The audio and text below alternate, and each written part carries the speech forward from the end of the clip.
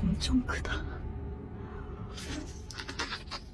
Oke, jadi kisah malam ini dikirim sama aku yang bernama Dela dari Kalimantan Timur. Halo Dela. Nah, jadi pengalaman horor yang dialami Dela ini terjadi pada tahun 2019 lalu pada saat Dela menjalani tugas magang dari sekolahnya.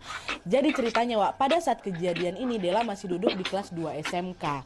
Sekolahnya mengadakan sebuah program magang selama kurang lebih 6 bulan sebagai salah satu syarat kelulusan nih. Pada saat itu pihak sekolah membagi siswa-siswinya menjadi beberapa kelompok, di mana satu kelompok ini terdiri dari 2 orang aja untuk menjalani magang di tempat yang sama.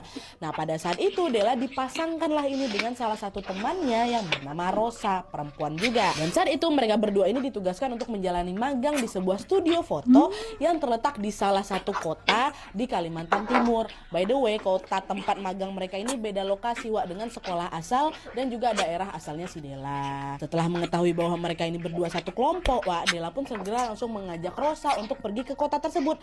Ayolah kita cari kos-kosan jauh nih dari tempat rumah kita, ya kan? Gak mungkin bolak-balik, carilah kos-kosan di sana yang memang tidak jauh dari lokasi magangnya. Ayolah gitu. Tapi entah kenapa mereka jadi ngerasa susah kali nyari kosan di sana. Ada kali sampai 6 kos-kosan kami datangi di sekitar tempat magang tuh penuh semuanya. Mereka terus kan berkeliling sampailah akhirnya mereka menemukan sebuah kos-kosan yang terletak di sebuah gang kecil. Tapi gang kecil tuh gak begitu jauh dari tempat magang kami, Nadia.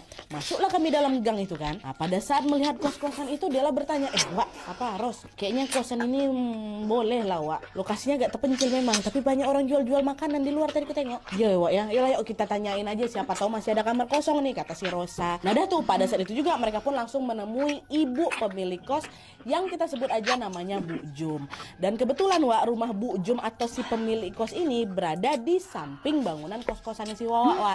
Dan si Bu Jum ini juga punya warung kelontong gitulah di rumahnya. Nah, pada saat pertama kali bertemu nih, Bu Jum pun langsung menyambut mereka berdua dengan sangat ramah.